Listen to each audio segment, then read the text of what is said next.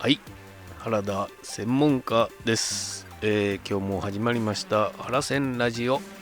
今日はイオン化のお話をしたいかなと思います。イオン化っていうとね、あれですよ。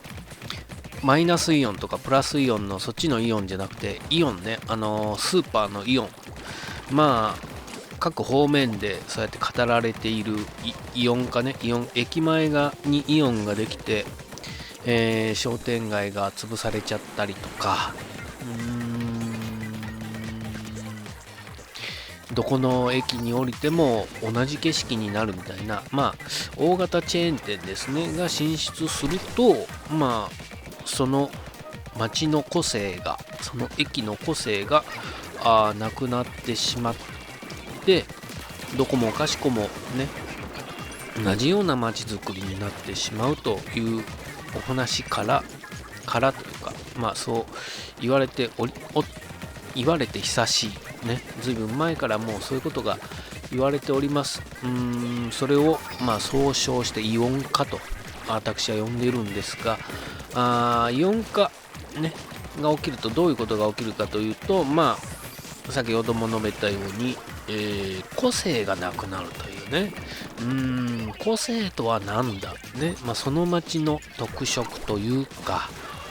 個人商店ですよね。だからイオンができて、個人商店街に入った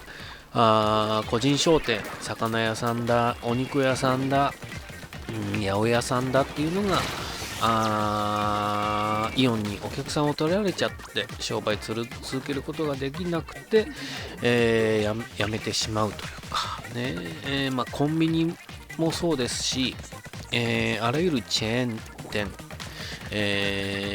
牛丼屋であるとかそういった飲食業も含めて、そういったチェーン店が進出してしまうと、どこの街の景色も同じようになってしまって、なんていうんですかね、個性がなくなると。商売的には合理的で、いいことはいいんでしょう。成功してるからそういった街があちこちにできているんでしょうということはわかるんですが、これはね、もう一つ言いたいのは、合理的ほど面白くないものはないというかね、合理的だから画一的というか、揃った街並みになってしまうと。しかしね、面白みっていうのはどこにあるのかといったら、そういった不条理も含めてね、なんでこんなお店がやっていけているんだろうみたいなところだったり、あそこの店主は面白いなとね、話が長いなとか、そういった個性というか、非合理なところに面白さっていうのは発生しまして、そういったチェーン店が増えてしまって合理的な街になると、やっぱり面白みっていうのは減ってしまうよなとは思っているんです。それは何も街づくりだけに限らず、もう一つね言えるのはYouTube ですね。一昔前というか YouTuber という名前が出てきた頃、それこそ、博多華丸大吉さんが YouTuber になるというネタをやってた頃のいわゆる YouTuber っていうのは同じ企画をねなんとかやってみたとかいうような企画、同じような企画を全員が全員やるわけですよね。それさっき話したイオン化と同じじゃないですかね。っていうのが僕は思ってて、やっぱり確かにああいった人気企画に乗っかってやるっていうのは数字も伸びて、視聴数も伸びて見てもらえるといった意味で合理的なんですよね。ってことは先ほども言いましたように、合理的ほどね面白みのないものはないとね。やっぱりね、非合理なところ、ね、なんでそんなことやってんの、ね、毎日10分も何しくっちゃべってんだっていう、そういった非合理なところがね、僕は面白いと思っちゃうから、ダメなんでしょうねとは思いますけども、やっぱりそういった合理的なこともあっていいとは思いますが、そればっかりになっちゃうのはなというのはありまして、抗っていきたいというかね、抗っているつもりは全くないんですけども、僕にはできないなと、そういった合理的に処理するというかね、処理ですよね。ってことは僕にはできないなと。だったら何をするかといったら、非合理でもあるのは重々承知の上、こうね、細々とのんびりと気軽に自由に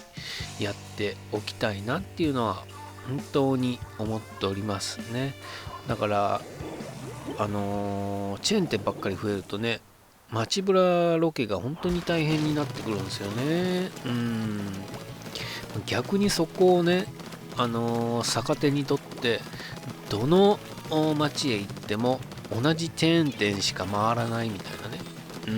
ドトールにしか入らないとか、喫茶店行こうっつって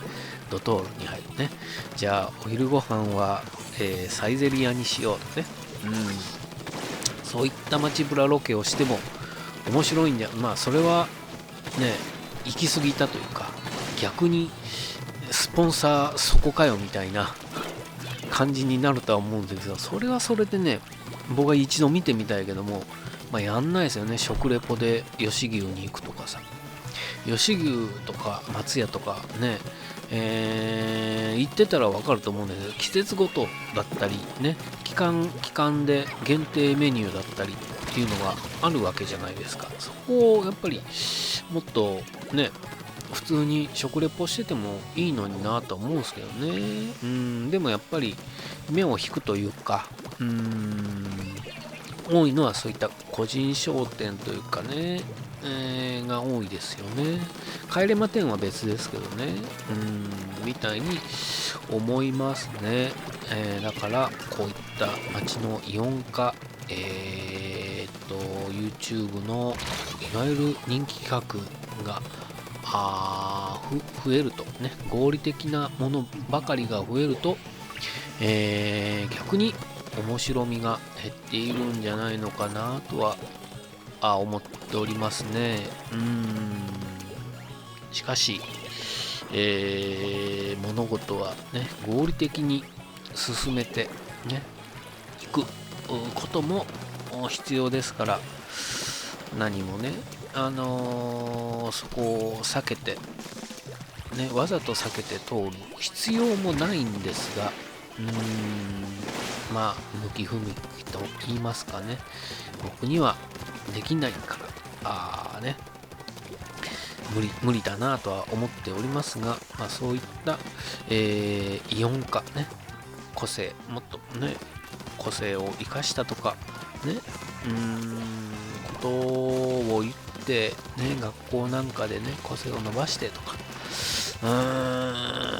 今では言われないのかな。でもね、学校というシステム自体も本当に社会に都合のいい社会ね、合理的な教育の仕方でいくと、やっぱり個性っていうのは潰されていきますよ、本当に。人なんてね、誰がどんな絵を描くのかとかね、どんな曲語を作るのかもう分かんないじゃないですか。やっぱりそこはね、伸ばしてやらないけないねとは思いますからね。あんまり合理的に教育して、しまうとね、みんな同じレールに乗って、行き先が同じになってしまっても面白くないよなとは思いますので、合理的なことも必要ではありますが、非合理なことほどもっと温かい目というかね、マウントでもいいですよね。何お前やってんだっていう目線でもいいんですけども、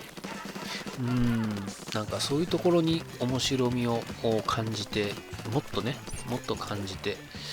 ほしいなとは思っておりますということで、イオン化の話ですね。合理主義というところ、ね。っていうのは、常々思っておりますというお話でした。チャンネル登録と高評価、あと、水道橋博士のメルマ旬報で、毎月僕は原田専門家と T シャツ連載というのを書いておりますので、月末に配信する分に載っておりますので、ぜひぜひ、もうそろそろ書かなくちゃいけないね。ということで、よろしくお願いします。ありがとうございました。